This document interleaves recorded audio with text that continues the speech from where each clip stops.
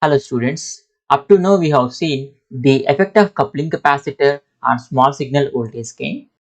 Now we are going to see the effect of load capacitor on small signal voltage gain. In general, an amplifier output may be connected to a load or an input of another amplifier section. Suppose these are all the two amplifiers. Okay, in order to get the required gain, we are going to connect the amplifier 1 output to the amplifier 2 as the input signal. In this case, the amplifier 2 input impedance and input capacitance may be reflected as a load for the amplifier 1. Okay, so the amplifier 2 has one input impedance and one input capacitance. So this input resistance and input capacitance of the second amplifier will reflect as a load for the amplifier section 1. Okay, so these resistance may be treated as a load resistor RL and this capacitance may be treated as a load capacitance CL. Okay, so RL and CL. Along with these capacitances, we may have the parasitic capacitance which is added at the output side of our amplifier circuit. Okay, and this parasitic capacitance or stray capacitance will get added with the load capacitance CL. The model of the load circuit input impedance is generally a capacitance in parallel with the resistance. The load circuit will be having a load resistor along with a load capacitance CL. Along with this load resistor and capacitance, we may have one extra capacitance due to the transistor parameters. Okay, so this parasitic capacitance will get added to our output side circuit only in the high frequencies. These parasitic capacitance or stray capacitance will not be available for the low frequencies as well as the medium range frequencies. It is only available for high frequency signals. Let us take the common source amplifier circuit in order to understand the effect of load capacitor on small signal voltage gain. Here VA is the AC input signal which was applied to the gate of the amplifier circuit. Here RG is called as the gate resistance which was connected between the gate terminal to the ground terminal, and this is the drain terminal and this one is the source terminal. This CS amplifier is working with a dual supply voltage. One is the drain supply voltage, another one is source supply voltage, and this drain and source supply voltages are equal in magnitude and opposite in sign. Okay, and there is a load resistor RL which was connected in parallel with the drain resistance RD, and also there is a load capacitance CL which is connected in parallel with the load resistor.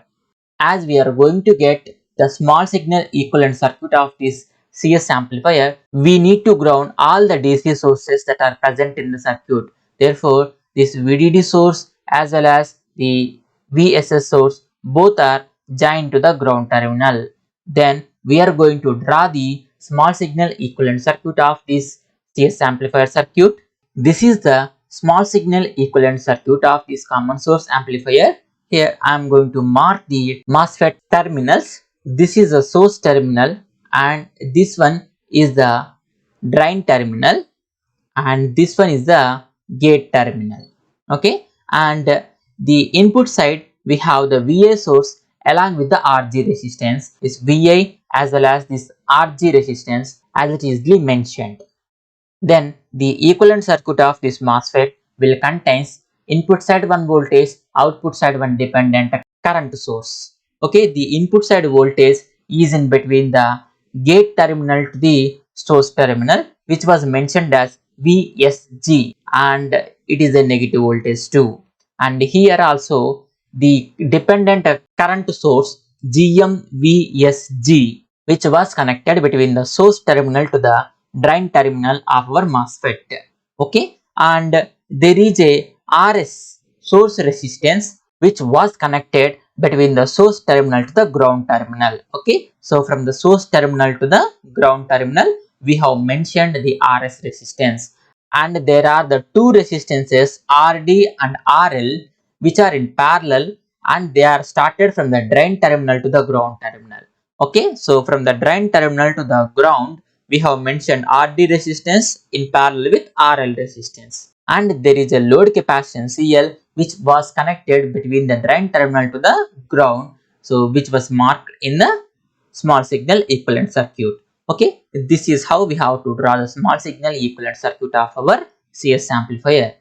From this small signal equivalent circuit, we can understand that the load capacitance CL is forming one low pass network at the output side of our network. If the output signal is a high frequency signal, then the CL will act like a short circuit, okay, so which will ground the total output signal towards the ground, okay, so which means that the output voltage will tend towards the zero, okay. Because of this reason, we are getting decrement in the voltage gain at the high frequencies. At low frequencies, this capacitor CL will act like an open circuit, which does not affect the voltage gain equation. But in low frequencies, we have already seen there is an effect of the coupling capacitor. Because of that reason, the voltage gain is getting decreased at the low frequencies. And the equivalent resistance seen by the load capacitance CL is nothing but RD parallel RL. When we calculate the equivalent resistance looking from the CL, we need to set the VA is equal to 0. When VA is equal to 0, this VSG is also equal to 0. Therefore, the dependent current source GM VSG also will become 0.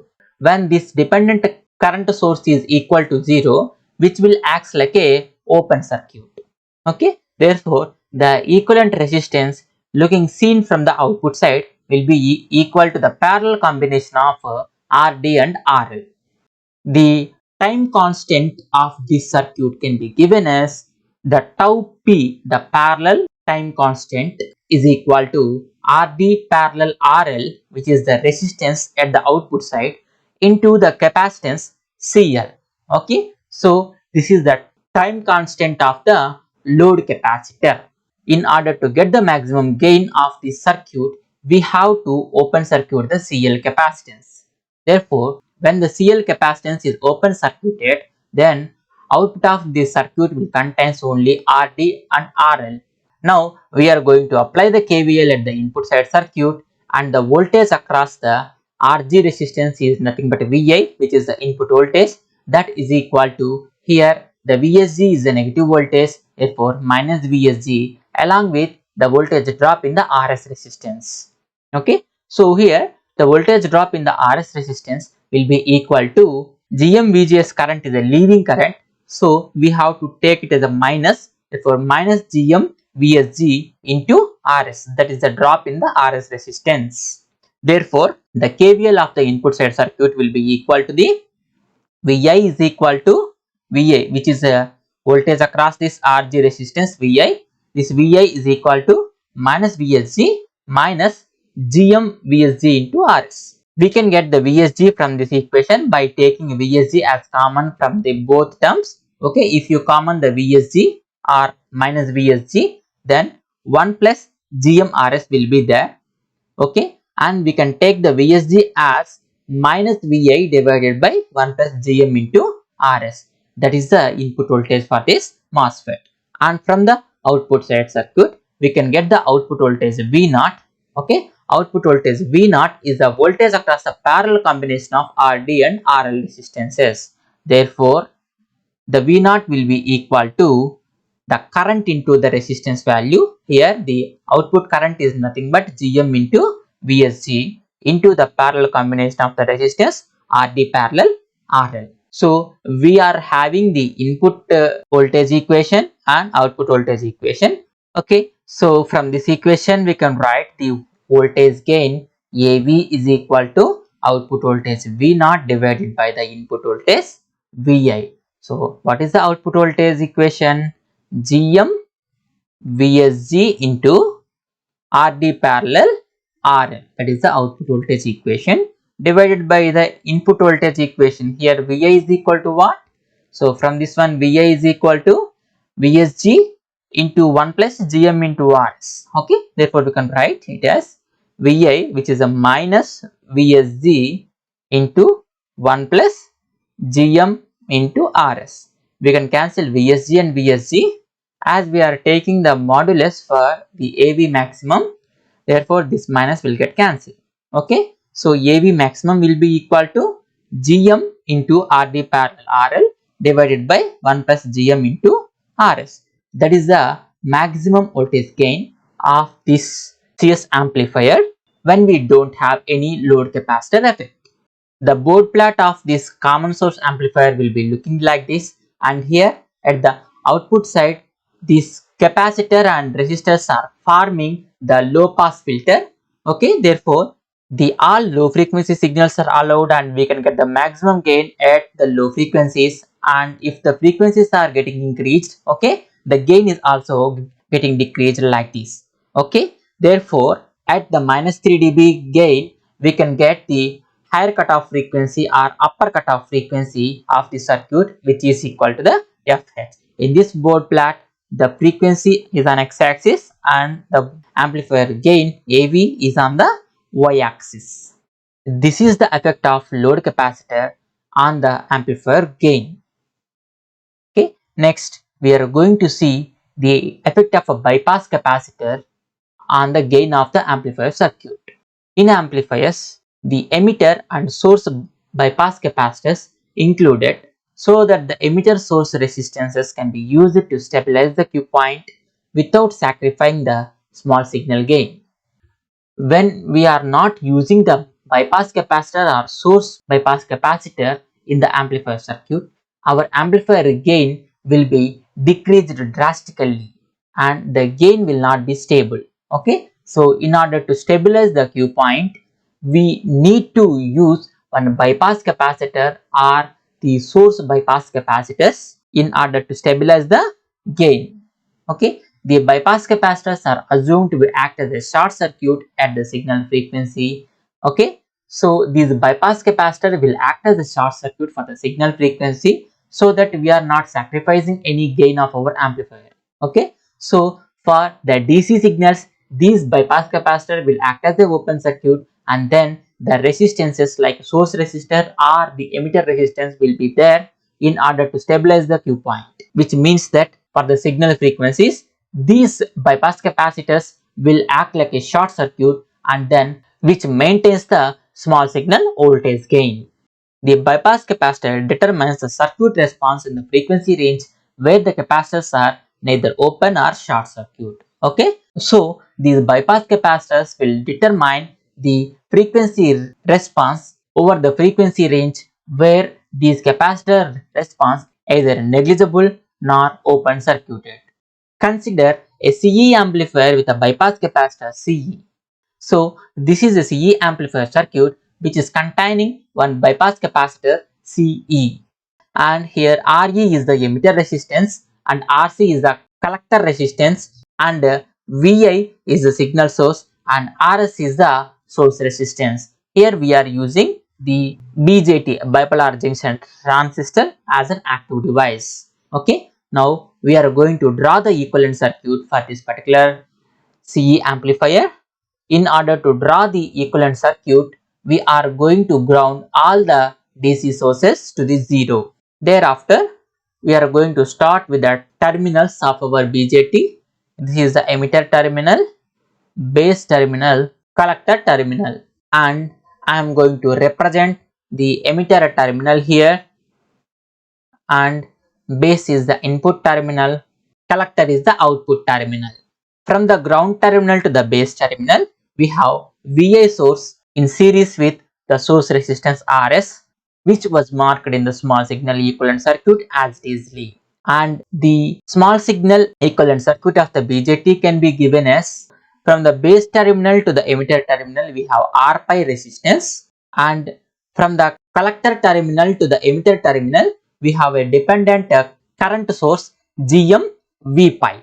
Okay, and the direction of this dependent current source is from the collector terminal to the emitter terminal. If you see this circuit, so here from the emitter terminal to the ground terminal, we have the two components. One is the RE resistance and the CE emitter bypass capacitor. These both are in parallel combination. Therefore, from the emitter terminal to the ground terminal, I have mentioned RE as well as CE capacitance. And from the collector terminal to the ground terminal, we have a resistance RC. Okay, from the C terminal to the ground terminal, we have mentioned RC resistance. Okay, so here the small signal voltage gain is a function of frequency as we are using the bypass capacitor. As we have the components in the emitter circuit, this RE and CE, we have to use the impedance reflection rule. Using the impedance reflection rule, the small signal input current can be given as IB is equal to VI divided by RS plus R pi plus 1 plus beta into RE parallel 1 by SCE. Here IB is the current flowing in the base of the circuit and which is equal to the voltage divided by resistance. We already know from the Ohm's law, I is equal to V by R. Here the voltage in this loop is VI divided by the resistance in this loop. One is the RS resistance. Okay, in the input side loop we have the three resistances. One is RS plus R pi resistance and the resistance and capacitance combination, which is RE parallel. This is the reactance of the capacitance, which is represented as RE parallel 1 by SCE. Okay, and using the resistance reflection rule, whatever the resistance we have in the emitter circuit will get multiplied by 1 plus beta. We have already know how to use this resistance reflection rule because of the two currents, one is from the base and one is from the collector side of the circuit. We will get this 1 plus beta. So we already derived this in the last videos. So here the total impedance in the emitter will get multiplied by the factor of 1 plus beta. Okay, that is nothing but the resistance reflection rule. Therefore the control voltage V pi will be given as, so V pi is the voltage across the resistance R pi, right? Therefore V pi is equal to that current into that resistance. V is equal to IR. So the current flowing in the base of the circuit is IB. Therefore V pi will be equal to IB into R pi. IB current into the R pi resistance, and the output voltage is the voltage across the RC resistance. Okay, output voltage is the voltage across the RC resistance and the current flowing in RC resistance is IL. Okay, so the direction of IL is opposite to the GM V pi current. Therefore we can say IL is equal to minus GM V pi. Okay, therefore the output voltage will be equal to IL into RC and IL is equal to minus GM V pi. Therefore minus GM V pi into RC, that is the output voltage equation. Therefore the output voltage will be equal to V0 is equal to minus GM V pi into RC. By combining these two equations, input voltage and output voltage equations, we can get the small signal voltage gain. Here we can get the small signal voltage gain as AV is equal to output voltage divided by the input voltage. So here the V0 divided by Vi, which is the voltage gain, which can be given as this output voltage, which is minus GM V pi into RC. Here V pi is nothing but IB into R pi. Therefore minus GM into IB into R pi into RC divided by the input voltage from this equation. So from this equation Vi is equal to IB into this entire equation. Okay, IB into RS plus R pi plus 1 plus beta into RE parallel 1 by SCE. Therefore, we can cancel IB and IB from the numerator as well as the denominator sections, and the resultant equation will be like minus GM R pi RC divided by RS plus R pi plus 1 plus beta into RE parallel 1 by SC. Now I am going to take the parallel combination of RE and the CE capacitance. Okay, so if you take the parallel combination of RE and the CE capacitance, so we need to take the LCM in the denominator section, which is S into CE. Okay, therefore the numerator will be equal to RE by SCE and the denominator will be 1 plus RE SCE by SCE. We can cancel SCE and SCE from this equation. Then we can get RE by 1 plus RE into SCE. Now we can substitute this RE by 1 plus RE into SCE in the voltage gain equation. Then the voltage gain equation AV is equal to minus GM R pi RC divided by RS plus R pi plus 1 plus beta into this one RE by 1 plus RE into SCE. Okay, so now I am going to take the 1 plus RE into SCE, which is the LCM in the denominator, and which will get multiplied with these terms. Okay, so 1 plus Re into SCE into Rs plus R pi terms plus 1 plus beta into Re, and this LCM 1 plus Re into SCE will go to numerator and multiplies the minus Gm R pi into Rc. Now I am multiplying this 1 plus Re into SCE with Rs plus R pi. Okay, when we multiply with Rs, this term will be Rs plus Re into Rs into SCE.